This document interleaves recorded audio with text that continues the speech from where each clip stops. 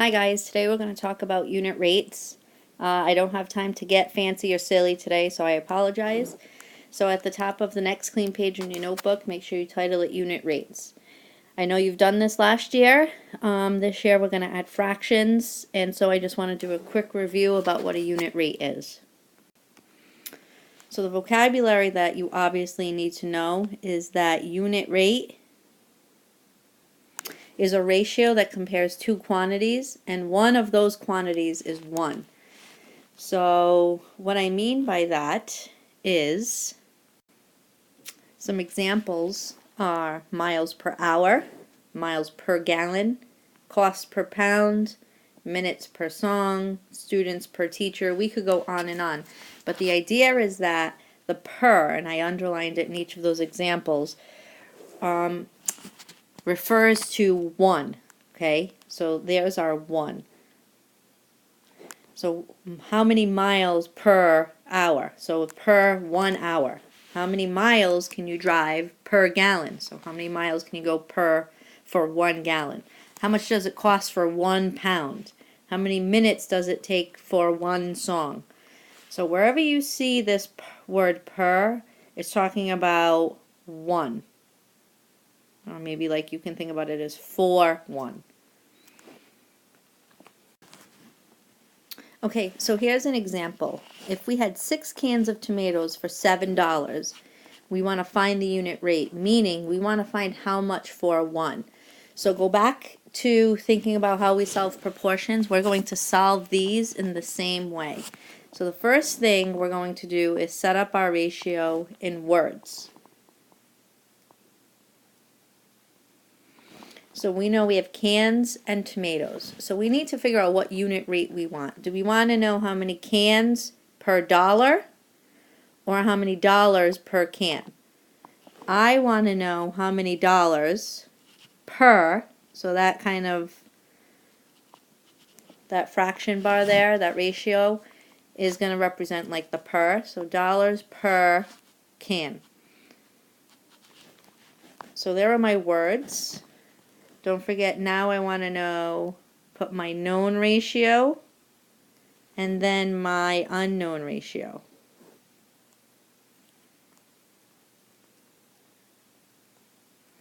My unknown ratio in a unit rate is always x over 1. The 1 has to be the denominator. Okay?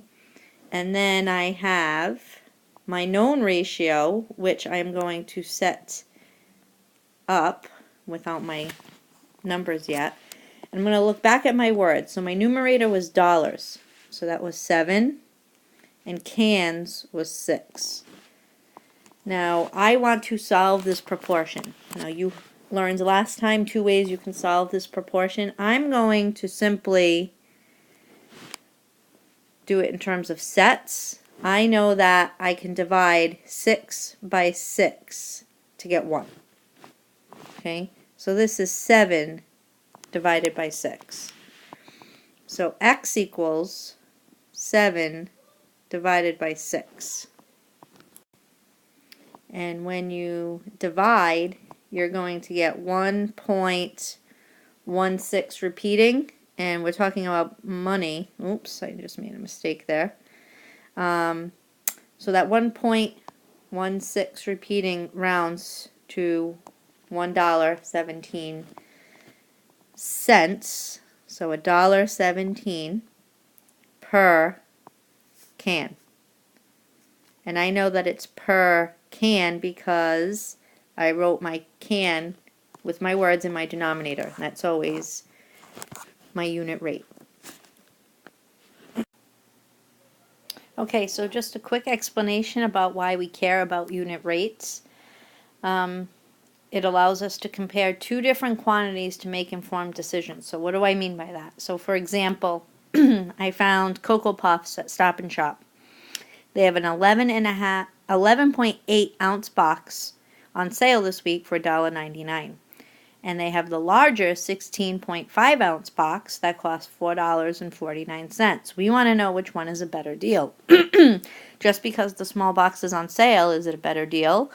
Or is the bigger box still the better deal? So this is quite this example, when you have two different sizes of the same product, it is good to look at the unit rate so you can determine what's the better buy for you for that product.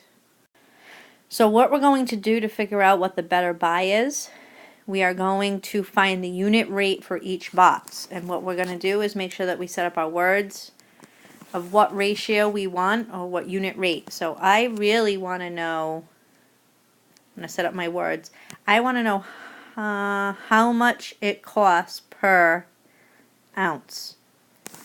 So I want to know how much it costs. So let me just get my pointer here. This is what I'm looking for. How much it costs per, remember this line means per ounce. So I know that I have the words in the right order that I want.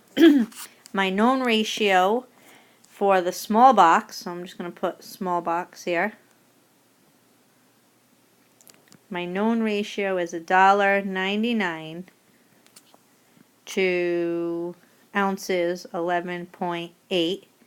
My unknown in a unit rate is always X over 1 because I want to know how much it costs per 1 ounce. That'll help me determine what is the better buy. Okay, so if you remember, when we do unit rates, it's just easier to divide the denominator by itself. Hold on, that was really bad handwriting. So we're going to divide 11.8 by 11.8 to get 1. So we're going to divide $1.99 by 11.8 to get X. So X equals $1.99 divided by 11.8, which gives us 0.1686. I don't need to keep going because we're talking about money here.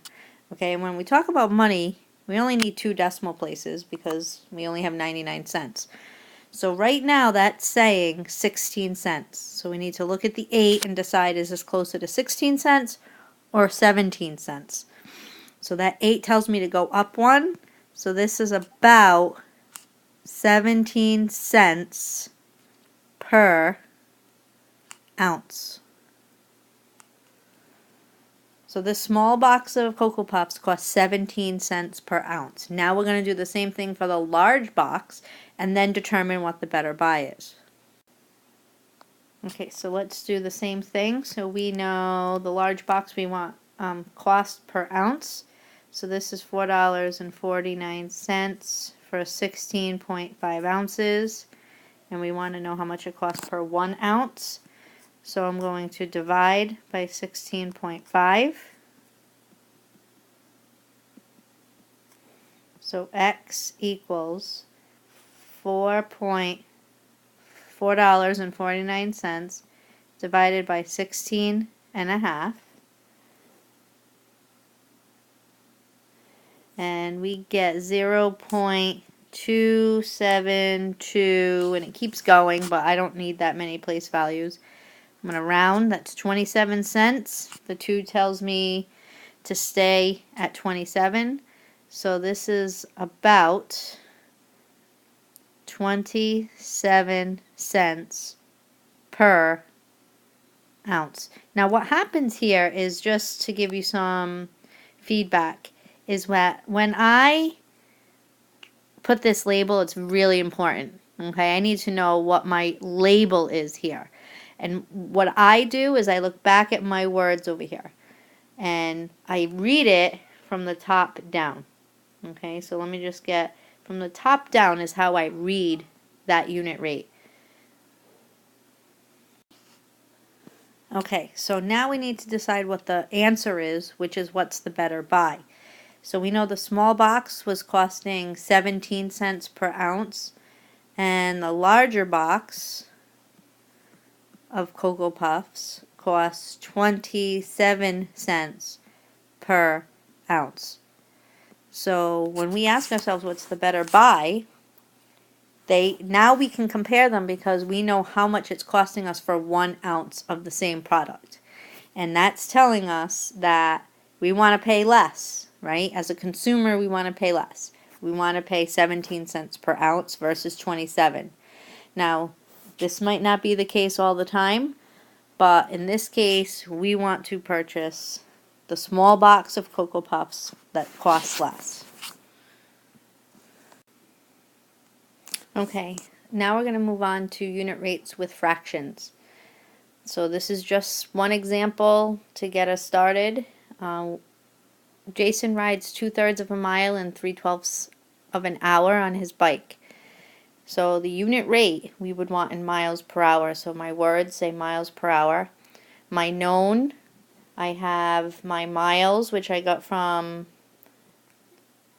the problem. So I know that up here it's 2/3 of a mile. So with miles, I put 2/3. And I know hours, I look up here, it's 3/12 of an hour. So when my known 3/12 goes with hours. And it always equals x over 1. Unit rate, the unknown, is always x over 1. I want to know how much per 1. So when I look at my denominator here, I have 3/12. I always divide by itself to get 1. So 3/12 divided by 3/12 is 1. So my numerator, I'm going to take 2/3 and divide by 3/12 to get my unknown. So I showed the work down here. You have 2/3 divided by 3/12, which is the same as 2/3 times 12/3, which equals 24/9. Remember, you multiply across. And 24/9, 9 goes into 24 2 times, which gives me 18. So that gives me 6 left over to get to 24. My denominator stays 9. 6/9 can be reduced by 3. 6 divided by 3 is 2. 9 divided by 3 is 3, which leaves me 2 2/3 miles per hour. So that's how fast Jason is riding his bike, 2 2/3 miles per hour.